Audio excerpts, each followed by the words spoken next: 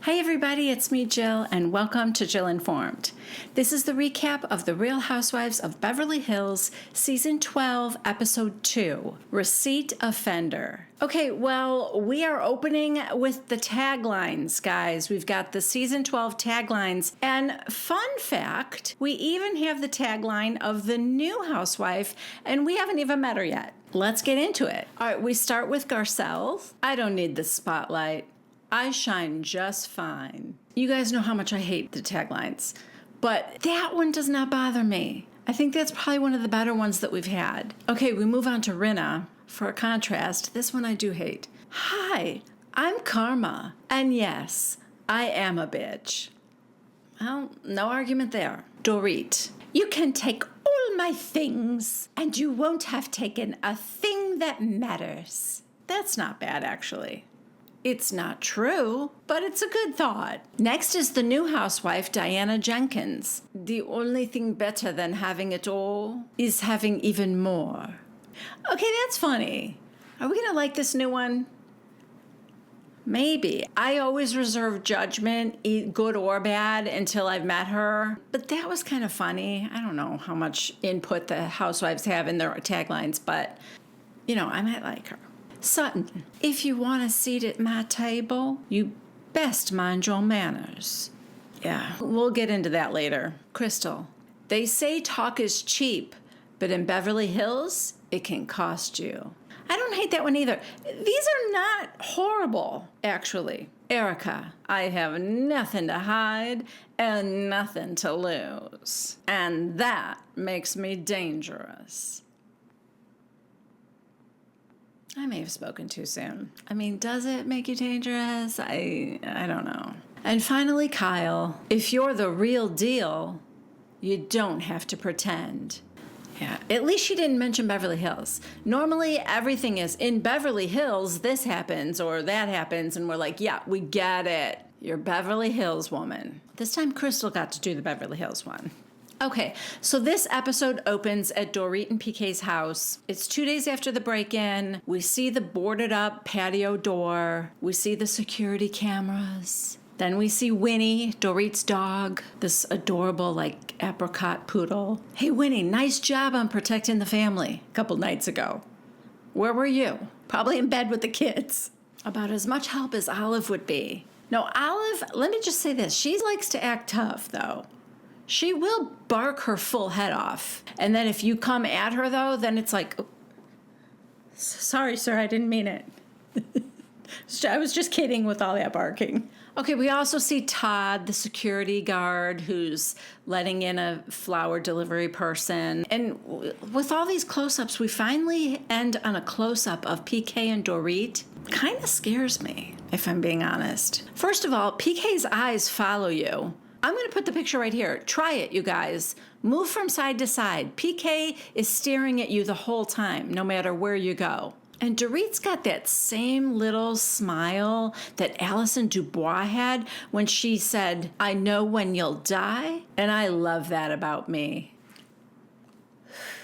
Her e-cigarette. Okay, so PK and Dorit are talking in their bedroom. PK met with the police detectives that morning. He's like, the district attorney called this morning, babe. His actual words were, you'll have the full weight of the LAPD fully behind you. They spent quite a lot of time with me. Dorit nods. They're really nice. Really? The entire Los Angeles Police Department is trying to get these rich white people their stuff back. Stuff that they already said was no big deal? Great. Here's a thought. Why don't we reserve a few cops for, murders and rapes and stuff like that? So then they talk about how strange it is that the kids, with all the security around and stuff downstairs, have not asked a question about it. Like, who are all these people? Okay, two things. One, they're 5 and 7 years old. They walk through life not knowing what's going on. But in their defense, they also grew up with camera crew in their house all the time. I don't think they even acknowledge a few more adults walking around the house. But also, kids sometimes observe things quietly. It doesn't mean they're oblivious to what's going on around them, but maybe they're unsure. Sometimes they don't ask questions because they're afraid. So I wouldn't rule out that they know something's going on. Also, Dorit's energy might be a little different. Kids pick up on stuff like that. Anyway, PK tells Dorit how strong she is and brave. In her confessional, Dorit said, "My father was a paratrooper for the Israeli army. Very, very highly trained. He taught us a lot of valuable lessons growing up, mainly how to stay calm in a high-pressure situation." Then she kind of relives part of her traumatic night where they were screaming at her, "Who else is in the house? Don't fucking lie." So anyway, Dorit says that getting dressed and getting back to work or some normalcy is all she really wants right now. "I want to smile again. I want to laugh." PK talks about how sweet it was that Rina was willing to cancel Harry's party. I'm not sure Harry thought that was sweet. Harry was probably like, "I'm turning 70 and I live with Lisa Rinna. So that's an accomplishment. I need to be celebrated." Next, Kyle and Rina are meeting for lunch at RHOBH. Rina congratulates Kyle for being in the #1 movie in the country. That's a big deal. It really is. What does that say about our country that Halloween is the #1 movie? Kyle said, "And you know what? The director told me that I'm going to be in the next one." Oh, great. We heard so much about how busy she was going to the set the first time. We moved to Sutton and Crystal, who are at the place where Sutton bought that pancake cake that she brought to Kyle's house in Palm Springs or something. Wherever that house was. It's Lady M Cake Boutique. So I guess what Sutton called a pancake cake was really a crepe cake. But because Sutton called it that, they have created a new cake in Sutton's honor where they added pancake to it. So it's called the Peach Cobbler Pancake Filled Crepe Cake. Sutton's like, "I thought they were pancakes, but they're crepes." Or, well, I guess in America we call them crepes. So they bite into it and they both think it's delicious. Sutton goes, "This is like a holiday peach cobbler, not a summer peach cobbler." And Crystal goes, "The only other person who would know would be Erica, because she's from Georgia too, right? Speaking of which, how are you guys? You good?" Sutton, "Oh, we're great. We're best friends. I go over there every day. I bring her coffee and a croissant, and I braid her hair." Cut back to RHOBH. They're talking about Erica now. And Rina tells Kyle that Erica has let on, she didn't come right out and tell me, but she kind of let on that things were a little bit better for her. Flashback to Erica going, "We're good. It's quiet. But that LA Times article bothered me. With the three of them." What bothered me was Sutton's whole regurgitation of all of that. Right. Didn't you get that out of your system? Right. Or you still want to use me as your talking point? Kyle goes, "By the way, where did you guys leave it with Sutton?" And Rina goes, "Well, I'm not really thrilled with what Sutton did on Watch What Happens Live with the charity thing. To bring Harry and I into it, I mean, that's a choice. It's a choice you make. Who does that?" Well, you for one. I feel like you do stuff like that all the time. I'm pretty sure you've done worse to Denise fucking Richards. Cut back to Sutton and Crystal. Sutton, "I think it was a miscommunication thing. I really didn't know that they didn't know." Now we see the Watch What Happens Live clip. Andy tells her, "Lisa just tweeted, they didn't come as your guest, they came as Elton John's guest." And Sutton replied, "Oh, okay. We're going to have some words about that." So Sutton tells Crystal that, "I adore Lisa, and I'm sorry I brought it up and it turned into this landslide." Back to Rina and Kyle. Rina goes, "Harry sent her a text." "Yeah, he did. It said, 'Sutton, we've been going to this event as Elton's guest for years and years and years. I don't know what you're doing, but you need to stop.'" She never responded.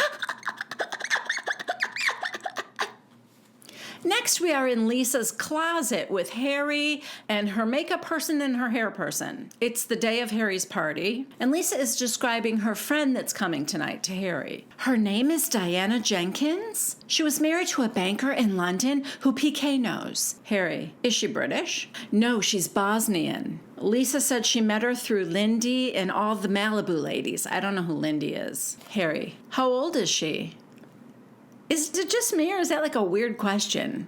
How old is she? So Rina goes, she's 48. Oh, this just occurred to me. I bet he was told to ask that so that it would prompt Lisa to say how old she is and that she just had a baby. Okay, I'm so naive, guys. All right, she's 48 years old and she just had a baby at 47. Harry goes, what? Rina, she did, and she carried it. Cut to Kyle in her home with her glam squad getting ready for the party. Cut to Erica with her shitty little glam squad. No.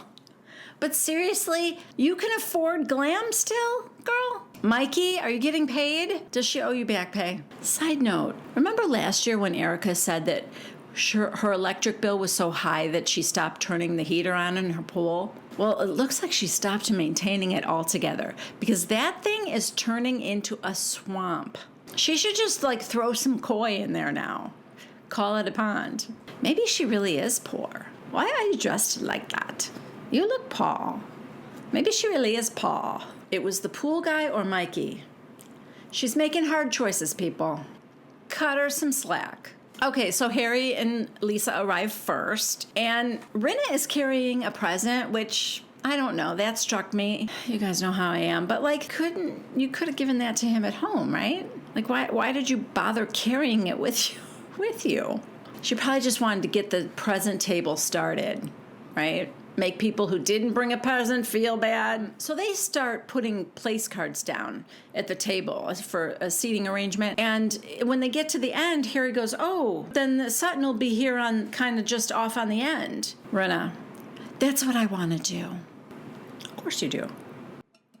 In her confessional, Rina said, I don't want to bring this up with Sutton tonight. This is Harry's night. It's about Harry tonight. Period. End of story. So Kyle, Mauricio, PK, and Dorit are riding together to the party. PK says, I'm proud of Dorit for even coming. Kyle says, oh yeah, me too. Dorit, the truth of the matter is that these girls were all at my house the following morning, and it helped so much. Kyle, wait, did Sutton ever text you? Dorit, she did. PK, she didn't come over, did she? Dorit, no, but you have to understand something. Sutton and I have a friendship, but she wouldn't be racing over to my house. Kyle, I will say, though, that I thought it was inappropriate for her to be, posting that margarita picture, Thirsty Thursday, and looking like she's having the time of her life. Dorit, oh, did she? Kyle, I might have a different reason for being annoyed. Here we go. You're going to ruin Dorit's first night out, is what's happening here. She's like, she came to my house and she wasn't very sensitive. Meanwhile, there's another car with Sutton, Crystal, and Rob Minkoff heading to the party. In that car, Sutton tells Crystal that she was at Kyle's house the next morning after the break-in, and she had just seen Dorit. And, I'm a big empath. Yeah. And I take things in. Just I feel it for her almost. Cut back to the other car. Dorit, what do you mean she wasn't very sensitive about it? Kyle, she came over to my house and we talked about what you went through. And she said, well, I've been putting out fires all day. And I said, what happened? And she said some designer in France couldn't get in or something. And I went, what? That's what you're saying right now? And she said, well, I'm sorry, it's my work and it's important. I'm sorry I didn't have a gun held to me. Dorit, PK goes, I wish you hadn't have told me. Yeah, it was bad. 2 things already that Sutton has done, and this season just got started. And they were not it wasn't like a reaction to something else. These 2 things were definitely started by Sutton. She is just creating enemies left and right. I mean, slow down, girl. You already have Erica still hating you from last season. Now you got Rina and Dorit and PK and Kyle, basically, not feeling the love for my sweet, sweet Sutton. Okay, so guests are beginning to arrive. When Erica gets there, she hugs Harry. He tells her she looks beautiful, which, of course she does. And then he says, it's been too long. And she said, thank you. What? Harry said, now that your ex is kind of out of the picture, I'm now the oldest among us, Erica. But you know, that also makes you the wisest. Oh, right, because Tom was the wisest before. Harry's like, I love this woman. Garcelle gets there next, and she and Harry hug, and Harry says, there's spaghetti bolognese on the menu. And she goes, no, really? So they joke about seeing if it's better than Harry's. In her confessional, Garcelle goes, I'm afraid of spaghetti sauce right now. What, that whole bolognese thing? I'm going to go right up to the chef afterwards. Thank you, thank you, thank you for your sauce. Okay, so Sutton, Crystal, and Rob come next. Harry graciously greets Sutton. Lisa said he would. Actually, I'm wondering if Harry really sent that. I don't know. If this were New Jersey, Harry would be a little bitch girl, inserting himself into women drama. But, Harry doesn't ever want to be around this. The only reason Harry is here tonight is because the party's for him. Otherwise, he'd be a no-show like he normally is. And I've said this before, I like husbands who aren't on camera a lot, Except for Jersey. That's just a whole other thing going on. They are like an entity in and of themselves. It's, they're bros. So that's like a whole separate thing. But for the most part, I think husbands are just better off letting their wives have this thing. So in a way, I kind of feel like Lisa just responded on Harry's behalf, maybe. I don't know. Anyway, so Sutton says to Garcelle that she likes Lisa because she's small-breasted like me. Garcelle's like, well, then go over there and small-breast her. Not sure how you can small-breast someone, but, I was willing to see what happened. Okay, so now Dorit and that car arrive. And Lisa greets her like this.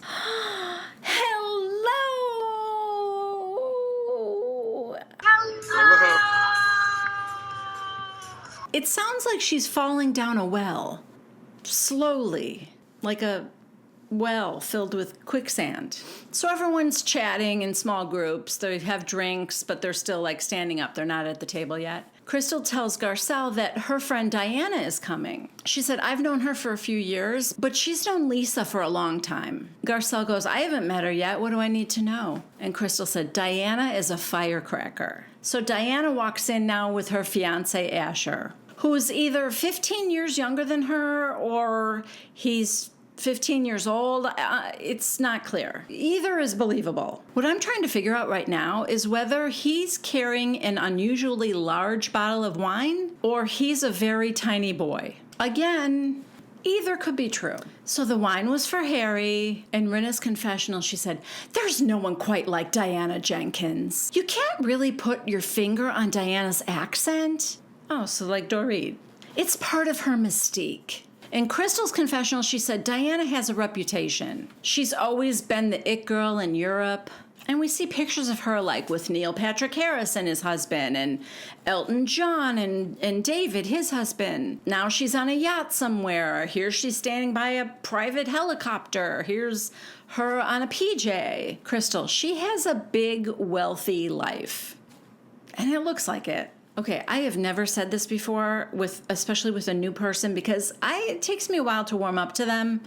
But is Diana too good to be a Real Housewife? I feel like she could have her own show, or have a book written about her, or a movie. She seems too interesting. My first impression is she's the real life, if Anna Delvey didn't lie about her wealth and her fabulousness, she would be Diana Jenkins. I feel like Anna Delvey wanted to be Diana Jenkins, but Diana is the real deal. Her life really is that fabulous. Okay, so Diana and Asher are being introduced to the other ladies. In her confessional, Sutton said, Asher is quite dashing. He should be called Dasher. He should be called an Uber because this is a school night. So Sutton might be at the very end of the table, but she is right across from Diana Jenkins. And I feel like she's going to have the most amazing conversation of the night. That's a win, if you ask me. I would want to be seated where Sutton is. Oh, you guys, I hope I don't end up hating her. I'm putting her on such a pedestal right now. What is wrong with me? I'm building her up in my mind. I don't even know her yet. Okay. So they're all seated at the table now, and Erica goes, "Are you going to introduce me?" Rina forgot Erica, of all people. Her bestie. Okay, so the dinner conversation is PK is talking about the robbers and how they missed all of Dorit's expensive jewelry. Dude, ixnay on the RHOBH. You're on TV. Everyone watching already saw how easy it was to steal from you guys. Maybe you don't bring up that there's a lot more expensive stuff to be had. Just a thought. PK's like, they basically just got purses. Rina goes, and your watches. PK goes, oh, well, you know, I don't really care about the watches. They're only worth, I don't know, my most expensive watch was only worth 60 grand. Erica's like, oh, that's okay. Rina, oh, you know what? That's nothing, actually. We don't watch the Housewives because they're relatable. So Rina says to Diana, you know that PK and Dorit were robbed. And Diana goes, yes, she told me. You know, I was with Kim in Paris when she got robbed. Rina, no. Diana, yeah. I left the day before. Oh, okay, so you weren't like so much there when she got robbed. Diana goes, I kept saying, I am afraid. I don't feel safe. I put these under my door. And she's like pointing to the chair, meaning like, you know, she propped a chair up under the door handle. And Kim tried to get in, I guess, and like, you know, couldn't because of the door. So she moved it. And then Kim said, is this a war thing? And I said, no, it's a rich people thing. I love her. Now, cue Kyle to salivate over Diana's rings. Diana has these huge gold Cartier rings on, and you guys know Kyle. She just picked her jaw up off the ground over Crystal's Birkin bag last year. Now she's drooling over Diana's jewelry. And Diana's like taking them off and handing them to her. Bravo lets us know that the Cartier Panther rings are anywhere from $40,000 to $230,000. Kyle's like, oh, thank you so much. Thank you so much. And she's got them on every finger. Diana, it's called a nouveau riche, you know? You go from poor to rich so fast, you just want to fucking pile it on. Now Lisa gets up to make a little speech for Harry. And as I look around this table at nothing but housewives and their husbands, it occurs to me how sad this is for Harry Hamlin's 70th birthday. No family. His daughters aren't even there. No friends. Just his wife and her stupid co-worker friends. I don't know. They feel sad. Okay, so dinner's over now, and the guys have kind of drifted over in one direction, the ladies in another. Mauricio ends up chatting with Asher. Mauricio's like, what do you do? And Asher said, mostly music. I did a lot of Broadway theater growing up. Most recently, I played Tiny Tim in A Christmas Carol.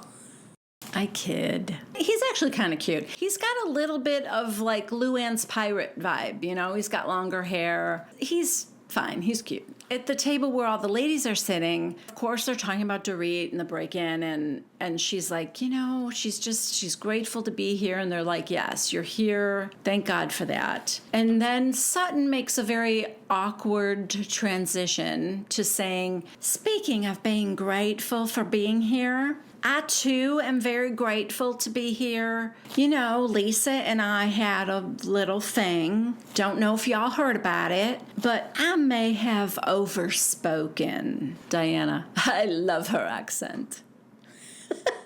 Sutton, I didn't mean to hurt you and Harry when I spoke of something publicly, and that was my mistake. I'm sorry. Rina, I appreciate you saying you're sorry, but you didn't buy a table.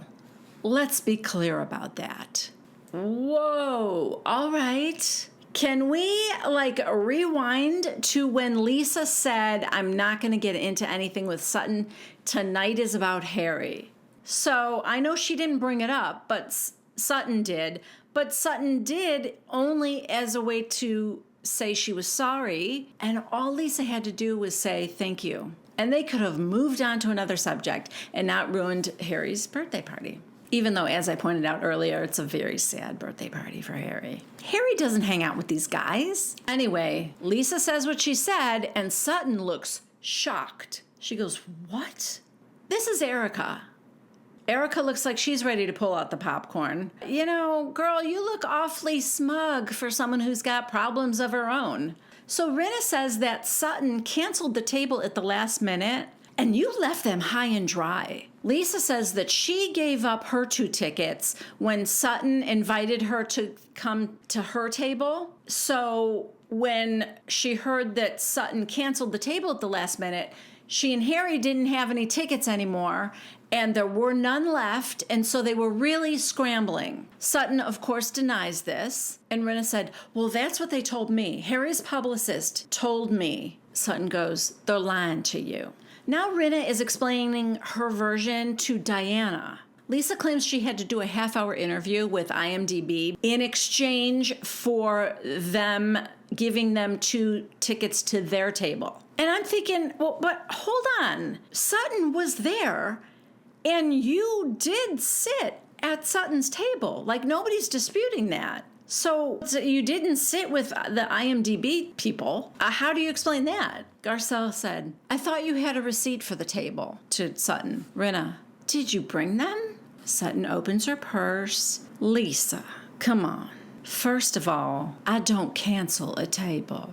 She's got this folded piece of paper. Diana, "Can I just say, guys, this is a little classless. It's not something that should ever be discussed." Rina, "Don't do it. Don't do it." Garcelle goes to Rina, "But you brought up that it was canceled, though. So she's proving that it's not." Yes, I mean, you can't accuse her of something and then not let her show proof that you're wrong.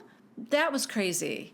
Diana wants them to find another subject because she's like, this is really classless. That's why Rina's like, yeah, Rina's agreeing. It's so classless. Kyle was actually pretty funny in her confessional. She said, "I know Rina had her own receipts, but now Diana's like, put that away. Put those away. That's tacky. That's tacky." And Rena's like, "Yeah, tacky." That's tacky. Now Rina is berating Sutton. "It's embarrassing. It's embarrassing to the charity. You know better than that, Sutton." Sutton, "I also know what slander is, and I did not cancel a table." Erica does this, like, crosses her arms, and she's like getting in her face, like staring her down. It is such a bully move. That body language is so aggressive. And now she and Rina just basically turn into high school mean girls. Rina, "What are you gonna do? Sue me?" Erica, "Slander. That's an interesting word." Sutton goes, "You know it's not true." I'm so glad she ignored Erica. Garcelle, "Sutton, show it. This is your time. If you have proof, then show it." So she gives the paper to Garcelle, and Garcelle's reading it. On because I am 50 now. So we read, "Will Harry Hamlin and Lisa Rinna be sending in registration forms to purchase tickets? In return, I write, I am going to take care of Lisa and Harry's tickets. Here's my Amex on February 23rd. Thanks so much, Sutton. We've successfully processed both. For the 2 seats, it was $11,500. That's it." Maybe Diana read it. Diana was sitting next to her. I don't know if she saw it too. But Garcelle's looking it over and she goes, "Guys, she paid for the table, y'all." Then Crystal says, "Well, Diana can speak to this because she underwrites that party. This is her event. The Elton John gala for like AIDS that he does every year, this huge charity event. Diana, she's too good for this show." Yeah, that's her baby. In Kyle's confessional, she goes, "I'm starting to see why Rina invited Diana to this party. I think she's not only a friend, but perhaps a character witness." Yep. Diana, "No, she could have paid for it and then decided I'm not coming. Then they could have released the table." And Dree goes, "No, she did go." Yes, this is what doesn't make sense. Sutton was there at a table that had 2 seats for Harry and Lisa. So clearly she didn't cancel the table. Like, how is that not obvious to Lisa? Lisa, you sat at her table. Unless Lisa thought that somebody else at that table is the one that paid for it. But then how? I don't know. Anyway, in Diana's confessional, she said, I have been the main sponsor for this charity for a very, very long time. We see a picture of her with Elton. She says she's very good friends with Elton John and his husband, David. And yeah, she's been very involved. The charity is very near and dear to her. Meanwhile, at the men's table, you hear Harry. Well, you know where shaking hands came from in the first place? In medieval times, this was your sword hand. Definitely not a bro conversation. What I'm trying to say is, if you're waiting for Rob Minkoff to put a strap on Harry Hamlin, it's not going to happen. And, again, in all fairness, I don't know Asher well enough yet, but right now he looks delighted to be at the grown-ups table. He couldn't be happier. It's an hour past bedtime. With the ladies, Kyle kind of puts an end to this by saying, look, please stop. This was a misunderstanding mixed in with a little bit of cattiness because you guys were mad at each other. But at the end of the day, you both had good intentions for the charity. Diana, she did apologize. Rina, she did. Yeah, she did, and I appreciate it. Sutton, Lisa, you know what it's like to step in it. And Lisa goes, yeah, I sure do. I do, yeah. I do it all the time. I'm stepping in it now. Sutton goes, and that's what I did. Erica, where's my apology? Sutton, you're not going to get one. Erica, why? Because I don't like you. Erica, oh, good. Then it's a mutual thing. Oh, you poor thing. It's so immature. So Sutton goes to shake her hand. Erica, yeah, never. Go f*** yourself. Sutton, you go f*** yourself. Kyle, come on, guys. Don't talk to each other like that, please. Garcelle has had enough. She's like, I'm out of here. This is crazy. And Sutton said, yeah, me too. Garcelle walks around like behind Lisa and she goes, she's apologizing. Your feelings are hurt. How do we get past it so that you can move on? So Lisa finally says, I accept your apology. I want to move on. I do. So Sutton stands up by Lisa and she goes, Lisa, you know I adore you and I would never do anything to hurt you in a million years. Garcelle, okay, that's crazy. Yes. I love when Garcelle is the voice of reason. Let's not be fake, phony, and overboard. Sutton, that was a Lisa move. And also, you did do something to hurt Lisa. You really can't spin that. You instigated that. I'm not even sure why. I think everybody thinks it was to defend Garcelle. And you didn't have to get involved. Like, Garcelle can handle herself. And yes, you were being a friend, but you did it on Watch What Happens Live. You made a big deal out of it. I don't know. You brought this one on yourself, I think. But also, you've lost the right to say that you would never do anything to hurt Lisa. So then as Garcelle's walking by, I don't know if Erica said something else, but Garcelle goes, and you knock it off. You're enjoying yourself a little too much, and that's a problem. Erica. Yeah, I know. I'm sorry. So now Rina stands up and she and Sutton are right next to each other. And Kyle says to Garcelle, if these two say I love you and I adore you and hug each other, I'm going to punch Garcelle, everyone in the face. Kyle goes, yeah. They both start laughing. Garcelle's like, I'll take one, you take the other. They did hug. Okay, next we are at Diana's Beverly Hills home. Okay, so not only does she have a 1-year-old daughter, but she has a 22-year-old son and a 19-year-old daughter from her previous marriage. Just in this one little scene, we saw a stylist, a chef, a part-time chef, a housekeeper, and a nanny. I'm sure there's more, right? I mean, she must have a driver and a masseuse and probably a house manager. In her confessional, she said, yes, I have around 5 or 6 homes. That's how rich she is, you guys. She's not sure of the exact count. When Erica didn't know, it was because her husband was keeping that information from her. But this is just a sign of ridiculous wealth. So she tells us that half of her life she grew up poor in Sarajevo. She said she was a little tomboy. We see a picture of little Diana. Oh my God, it is adorable. I'm obsessed with this.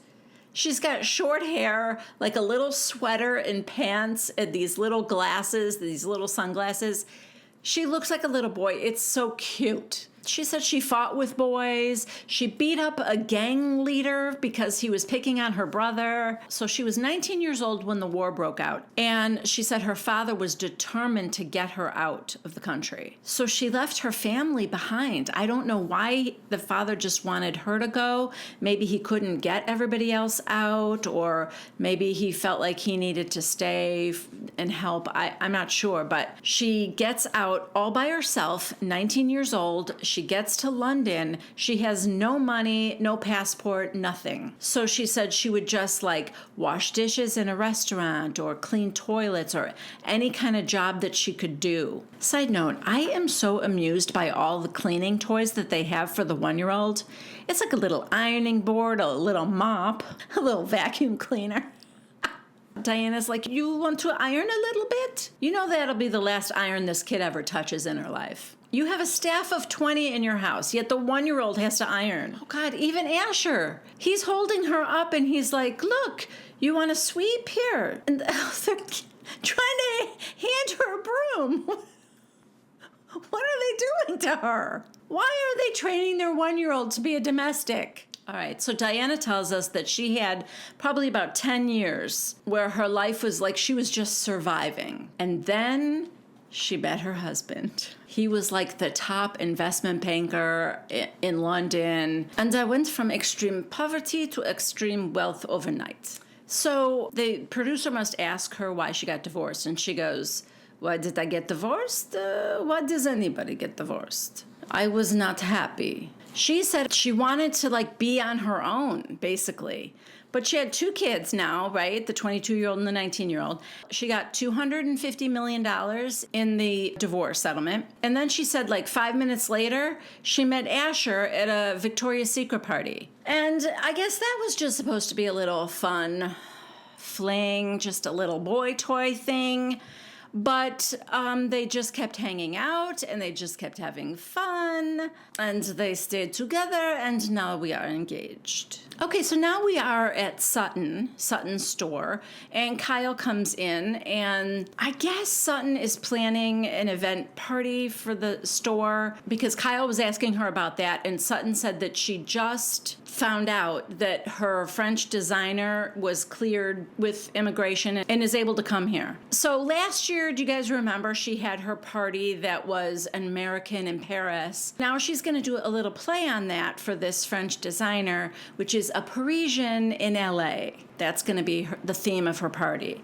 So Kyle said, well, that's good because, you know, you love that. And Sutton goes, I know, I'm such a Francophile. Kyle, what? Yeah. Kyle doesn't know what Francophile is. Sutton said, you know, it's just somebody who loves France and, you know, everything French. Kyle, oh, okay. You learn something new every day. So then Kyle said, you know, is everything okay with you? And she goes, oh, yeah, everything's good now. Kyle, okay, because I thought your behavior was a little strange before when you were at my house. You know, after they learned that Dorit was robbed and had a gun held to her head, and Sutton acted like, you know, well, I've got problems too. Sutton, well, I was just having a busy morning. Kyle, it's that reaction again. It's very strange. And you were like, sorry, I didn't have a gun held to my head. Our friend's life was threatened. Sutton, well, that was such a weird thing to say. I didn't even remember it.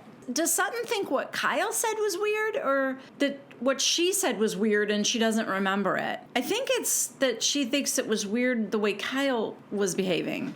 Sutton goes, I was working. I'm sorry. Maybe my brain was just like in work mode. I don't remember. It's confusing. Okay, now I'm a little worried about my sweet, sweet Sutton. I don't know. There really wasn't anything confusing about it, unless it was edited all weird to make her look bad, but I don't know. Kyle said, I don't know if this is like the new you or if this is just another side of you that I've never seen before, but you just seemed a little off. Sutton, Kyle.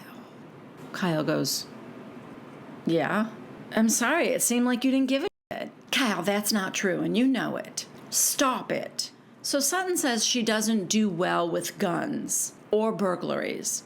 And Kyle goes, nobody does. She said, well, my house was broken into when I was 14 years old, so there's that. My father shot himself in the head, so there's that. Is that what you want, Kyle? And Kyle goes, no, this is not what I want. But Sutton, I'm sorry, but it's not about you right now. And you're doubling down, which is like really freaking me out. In her confessional, Kyle said, there's a part of me that thinks, okay, this is not Sutton. This is not who she is. She's better than this. And then there's another part of me that thinks when somebody shows you who they are, believe them. Kyle says, how could you be so insensitive? And Sutton's like, well, what was I supposed to do, Kyle? Kyle goes, I had to say something because it was bothering me. Sutton, no, I'm not saying it. And that is where we end episode 2. Wow. When Sutton first said, I don't like guns or I thought, okay, so this is what's happening. Sutton couldn't let herself feel for Dorit because she's got PTSD, which, I think is extremely valid for somebody whose father shot himself in the head. And when you're 14 and your house gets broken into, that's also very traumatic, very scary, very unsafe, feels very unsafe.